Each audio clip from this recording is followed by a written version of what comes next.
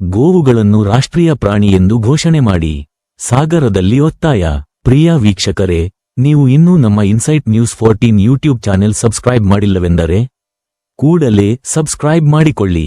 ನಮಸ್ಕಾರ ವೀಕ್ಷಕರೇ, ದೇಶದ ಗಮನ ಸೆಳೆಯುತ್ತಿರುವ ಈ ಹೊತ್ತಿನ ಒಂದು ಪ್ರಮುಖ ಸುದ್ದಿಗೆ ಸ್ವಾಗತ. ಗೋಮಾತೆಯನ್ನು ರಾಷ್ಟ್ರ ಪ್ರಾಣಿ ಎಂದು ಘೋಷಿಸುವಂತೆ ಒತ್ತಾಯಿಸಿ ಈಗ ಹೋರಾಟದ ಕಿಚ್ಚು ತೀವ್ರಗೊಂಡಿದೆ. ಹೌದು, ಶಿವಮೊಗ್ಗ ಜಿಲ್ಲೆಯ ಸಾಗರ ತಾಲೂಕಿನಲ್ಲಿ ಇಂದು ಬೃಹತ್ ಪ್ರತಿಭಟನೆ ಹಮ್ಮಿಕೊಳ್ಳಲಾಗಿತ್ತು. ಗೋವು ಪ್ರೇಮಿಗಳ ವೇದಿಕೆ ವತಿಯಿಂದ ರಸ್ತೆಗಿಳಿದ ನೂರಾರು ಗೋಭಕ್ತರು ಕೇಂದ್ರ ಸರ್ಕಾರದ ವಿರುದ್ಧ ಘೋಷಣೆಗಳನ್ನು ಕೂಗುತ್ತಾ ತಮ್ಮ ಆಕ್ರೋಶ ಮತ್ತು ಒತ್ತಾಯವನ್ನು ಮುನ್ನೆಲೆಗೆ ತಂದಿದ್ದಾರೆ. ಭಾರತ ವಿಶ್ವದ 2ನೇ ಅತಿ ಹೆಚ್ಚು ಬೀಫ್ ರಫ್ತು ಮಾಡುವ ದೇಶವಾಗಿದ್ದು, ಇದನ್ನು ತಡೆಯುವ ಬದಲು ಹಬ್ಬಕ್ಕೆ ಒಂದೆರಡು ಜಾನುವಾರು ತರುವ ಮುಸ್ಲಿಮರಿಗೆ ಟಾರ್ಗೆಟ್ ಮಾಡಿ ಮಾರಣಾಂತಿಕ ಹಲ್ಲೆ ನಡೆಸಲಾಗುತ್ತಿದೆ ಎಂದು ಆರೋಪಿಸಿದರು. ಭಾರತೀಯ ಸಂಸ್ಕೃತಿಯ ಪ್ರಮುಖ ಅಂಗವಾಗಿರುವ, ಕೋಟ್ಯಂತರ ಜನರ ಆರಾಧ್ಯ ದೈವವಾಗಿರುವ ಗೋವುಗಳನ್ನು ತಕ್ಷಣವೇ ರಾಷ್ಟ್ರೀಯ ಪ್ರಾಣಿ ಎಂದು ಅಧಿಕೃತವಾಗಿ ಘೋಷಿಸಬೇಕು ಎಂದು ಪ್ರತಿಭಟನಾಕಾರರು ಕೇಂದ್ರ ಸರ್ಕಾರವನ್ನು ಅತ್ಯುಗ್ರವಾಗಿ ಒತ್ತಾಯಿಸಿದ್ದಾರೆ.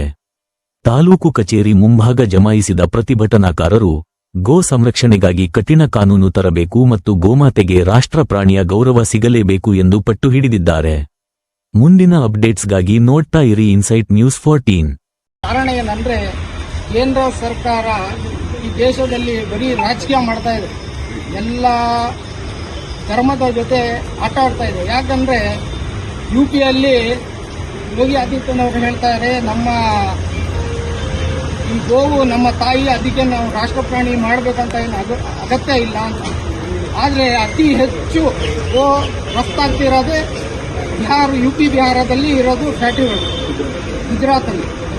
ಆದ್ದರಿಂದ ಆದಷ್ಟು ಬೇಗ ಈ ಗೋವು ಏನಿದೆ ಇದನ್ನ ರಾಷ್ಟ್ರ ಪ್ರಾಣಿಯಾಗಿ ಮಾಡಬೇಕು ಹಾಗೂ ಇದರ ಹಿಂದೆ ನಡೆಯುತ್ತಿರುವ ಷಡ್ಯಂತ್ರವನ್ನು ಹಿಡಿಬೇಕು.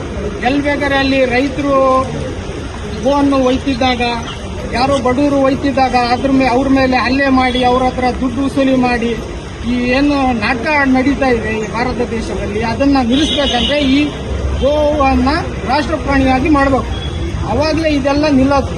ಇಲ್ಲ ಅಂದ್ರೆ ಬರೀ ಇವರು ನಾಟಕ, ಹೊರದೇಶದವರೆಲ್ಲ ಗೋನ ತಿನ್ಬೋದು, ಈ ದೇಶದಲ್ಲಿ ಯಾರೋ ಬಡವರು ತಿನ್ನೋಕೆ ಹೋದ್ರೆ ಇದೆಲ್ಲ ಅವ್ರಿಗೆ ಇಟ್ಕೊಂಡು ಹೊಡಿತಾ ಇದ್ದಾರೆ, ಆ ಸ್ಥಿತಿ ಇದೆ. ಆದ್ದರಿಂದ ಕೇಂದ್ರ ಸರ್ಕಾರಕ್ಕೆ ನಾವು ಒಂದು ಮನವಿ ಮಾಡ್ತಾ ಇದ್ದೀವಿ, ಆದಷ್ಟು ಬೇಗ ಈ ಗೋವು ಏನಿದೆ ರಾಷ್ಟ್ರ ಪ್ರಾಣಿಯಾಗಿ ಘೋಷಣೆ ಮಾಡಬೇಕು. ಇರೋ ಎಲ್ಲ ಫ್ಯಾಕ್ಟರಿಗಳು ಏನಿದೆ ಎಲ್ಲದೂ ಬಂದ್ ಮಾಡಬೇಕಂತ ನಾವು ಒಂದು ಮನವಿ ಮಾಡ್ತಾ ಇದ್ದೀವಿ.